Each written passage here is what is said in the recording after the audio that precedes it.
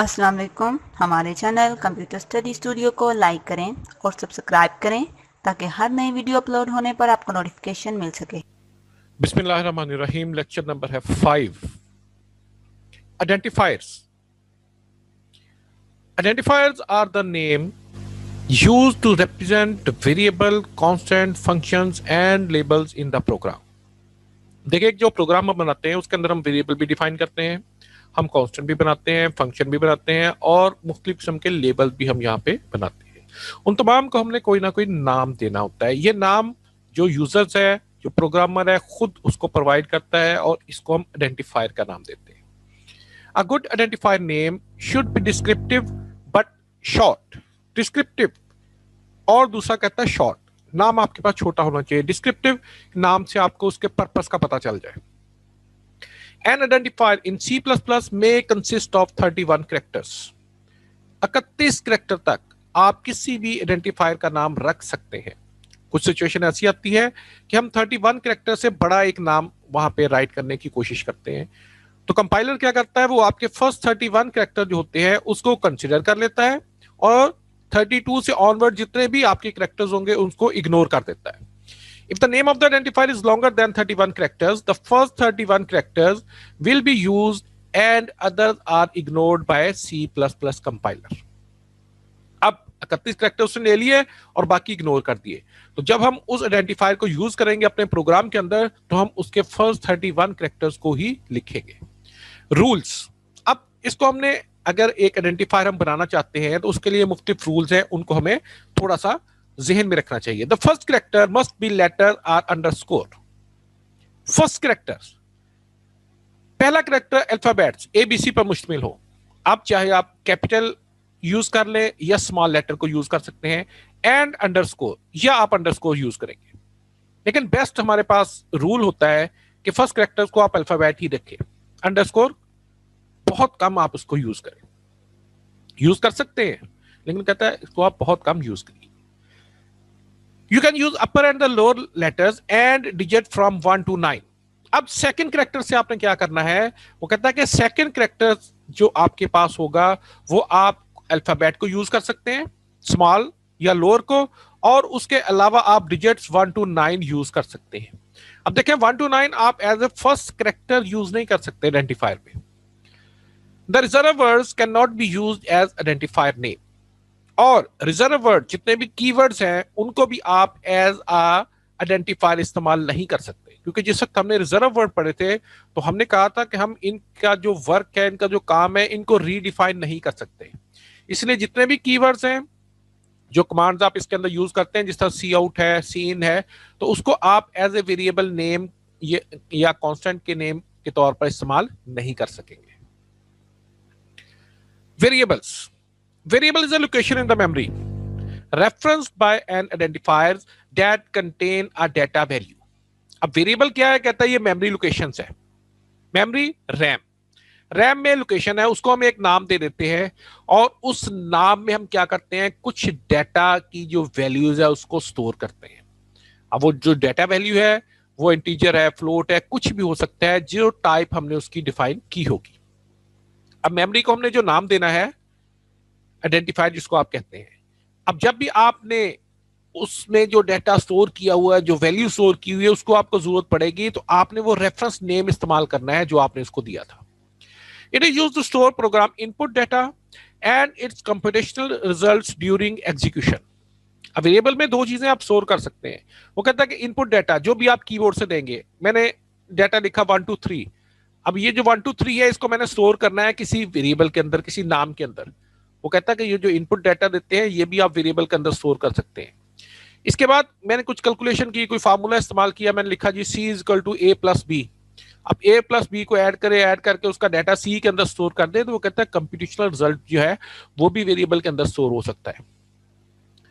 The value of the variable may change during the execution of the programme.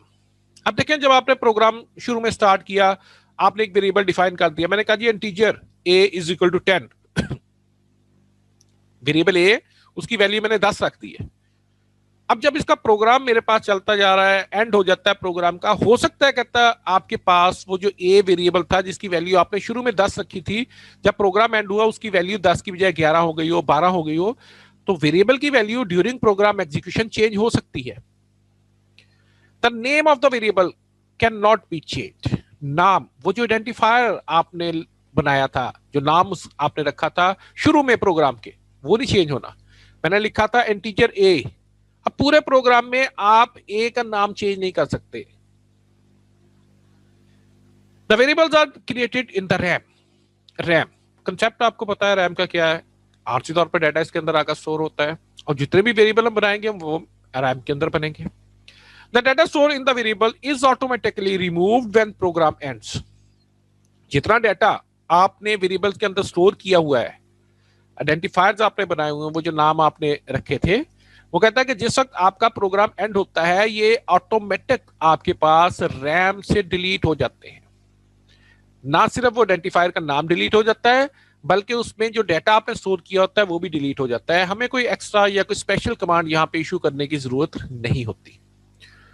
तो variable में जो data होगा RC तौर पर स्टोर होगा, और ड्यूरिंग प्रोग्राम एग्जीक्यूशन इसकी वैल्यू चेंज हो सकती है, लेकिन इसका नाम चेंज नहीं होगा।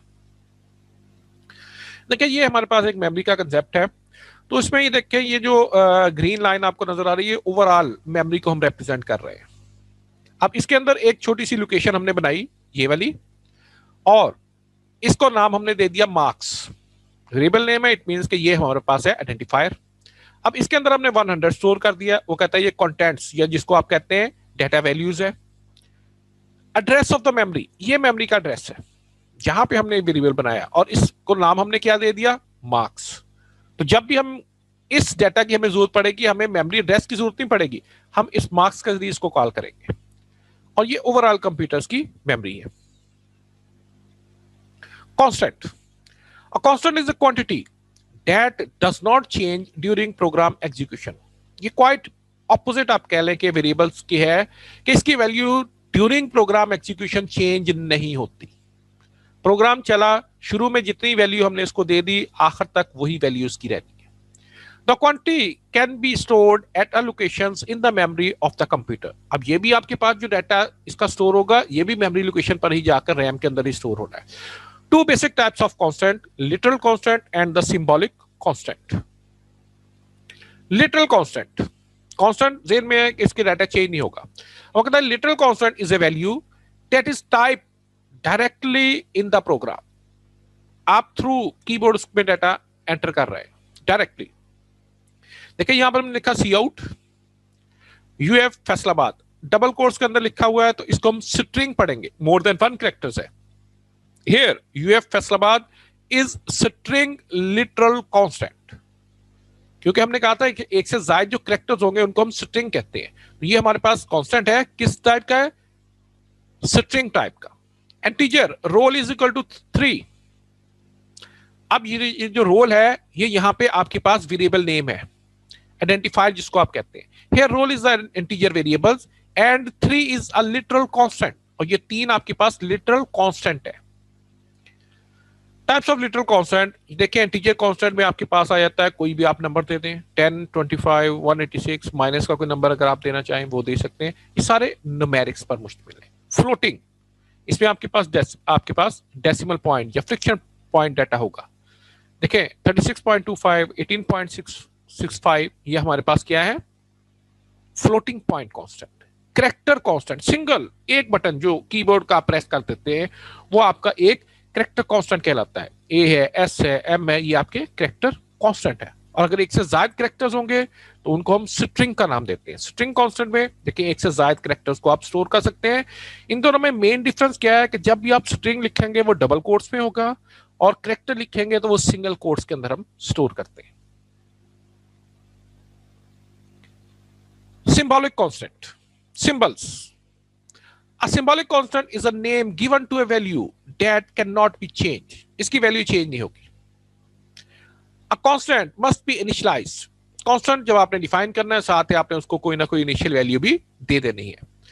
After constant is initialized, its value cannot be changed. जब आपने इसको इनिशियलाइज कर दिया है, एक इनिशियल वैल्यू दे दी, अब आप इसकी वैल्यू को चेंज नहीं कर सकते। Symbolic constants are used to represent a value that is frequently used in a program. एक मैंने प्रोग्राम बनाया, उसमें बार बार मैं पाई की वैल्यू को यूज कर रहा हूं, मुझे वो पाई बटा 7 की जो वैल्यू है 3.14 बार बार लिखना पड़ रही है कैलकुलेशंस के अंदर। मैं क्या करता हूँ, ये जो 3.14 है ना, ये वैल्यू मैं एक कांस्टेंट के अंदर स्टोर करके उसको एक नाम दे देता हूँ। फर्स्ट करें मैं उसका नाम एक्स दे देता हूँ।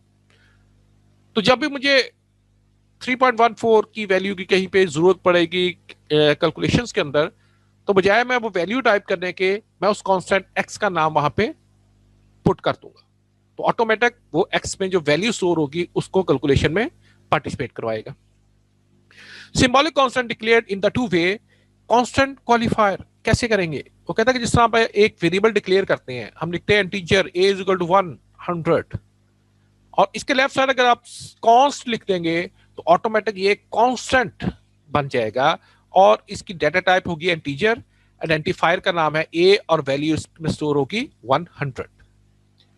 डिफाइन डायरेक्टिव, हैश आप इंक्लूड लिखते थे, वहां पे हम लिखेंगे define. Hash define identifies value, identifier ABC, value क्या है 1 2 3 व्हाटएवर जो आप इसके अंदर स्टोर करना चाहें। Thanks for watching the lecture. इंशाल्लाह मिलते हैं नेक्स्ट लेक्चर में, उस वक्त तक के लिए अल्लाह हाफिज। हमारे चैनल कंप्यूटर स्टडी स्टूडियोज को लाइक करें, सब्सक्राइब करें और बेल आइकन पे क्लिक कर दें, ताकि हर नई अपलोड होने वाली वीडियोस का नोटिफिकेशन आपको मिलता रहे।